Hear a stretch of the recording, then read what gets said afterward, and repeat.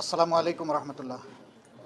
সম্মানিত সাংবাদিক বন্ধুগণ, ইতিমধ্যেই আপনারা অবহিত হয়েছেন যে আজকে আমরা বাংলাদেশ জামাত ইসলামের কেন্দ্রীয় কার্যালয়ে 11 দলীয় নির্বাচনী পক্ষের শীর্ষ দায়িত্বশীলবৃন্দ আমরা একসাথে বসেছিলাম।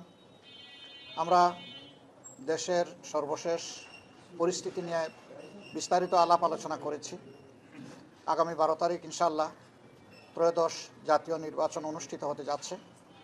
একই দিনে দুটি ভোট, একটি গণভোট, দ্বিতীয়টি হচ্ছে সরকার গঠনের জন্য ভোট।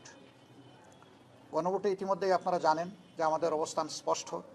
আমরা জুলাই আকাঙ্ক্ষার আলোকে যে সংস্কার প্রস্তাব উপস্থাপিত হয়েছে, এটার বৈধতা দেওয়ার জন্য যে গণরায়ের দরকার, এর জন্য গণভোট অনুষ্ঠিত হচ্ছে আমাদের অবস্থানের পক্ষে।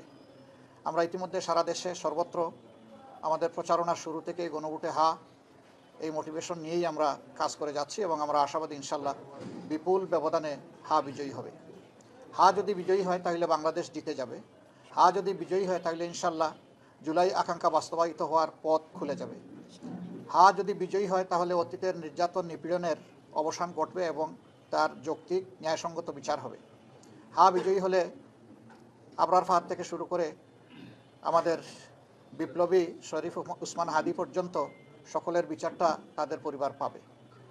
এই যে 1400 শহীদ যারা জীবন দিয়ে এই জাতিকে জীবন এনে দিল, তাদের প্রতি আমরা গভীর শ্রদ্ধা নিবেদন করছি। ভুক্তভোগী এবং এই জাতির অনেক ক্ষতি হয়ে গেছে। 54 বছরে এই জাতি বহুদূর এগিয়ে যেতে পারত।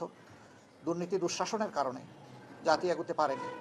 আমাদের অঙ্গীকার হচ্ছে দুর্নীতির বিরুদ্ধে স্পষ্ট অবস্থান এবং আমরা সমাজে সুশাসন বা গুড গভর্নেন্স দেখতে চাই। এর সাথে সাথে আমরা সমাজে সর্বত্র ন্যায় বিচার কায়েম করতে চাই।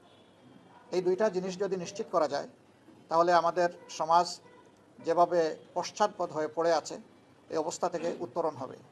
এবং আমাদের যুবকদের আকাঙ্ক্ষা ছিল যে তারা হাতে কাজ নিয়ে দেশ করতে চায়। তারা কোনো ভাতা বা কোনো ধরনের কারো কোনো দয়া দেখতে চায় না। তারা নিজেই এই বাংলাদেশ গড়ার গর্বিত অংশীদার হতে চায়। এই ক্ষেত্রেও আমাদের অবস্থান স্পষ্ট যে তাদের হাতে কোনো ভাতা নয়, বরঞ্চ আমরা তাদের উপযুক্ততা অনুযায়ী কাজ তুলে দিয়ে বলতে চাই যে এবার তোমরাই বাংলাদেশটা গড়ো। এবং আমরা আসলে তরুণদের হাতেই বাংলাদেশ তুলে যাওয়ার জন্য আমরা প্রস্তুতি নিচ্ছি। তো এই নির্বাচন, পরপর 4টি নির্বাচনে মানুষ তাদের আকাঙ্ক্ষা অনুযায়ী ভোট দিতে পারেনি এবং সেই ক্ষেত্রে 2008-এর নির্বাচন থেকে শুরু করে গণরায়ের কোনো প্রতিফলন হয়নি। এবারকার নির্বাচনে আমরা স্পষ্টতই দেখতে পাচ্ছি যে মানুষের মধ্যে এই নির্বাচন নিয়ে ব্যাপক উৎসাহ উদ্দীপনা তৈরি হয়েছে। যাদের ভোট গ্রামে আছে তারা দলে দলে অনেকটা ঈদের উচ্ছ্বাস এবং আনন্দের মতো তারা যাচ্ছে, নিজেদের নাড়ির টানে গ্রামেই ফিরে যাচ্ছে। সেখানে তারা ভোট দিতে চায় এবং তারা তাদের মনের মতো সরকারও দেখতে চায়। আমরা আশা করছি গণরায় প্রতিফলিত হলে বাংলাদেশ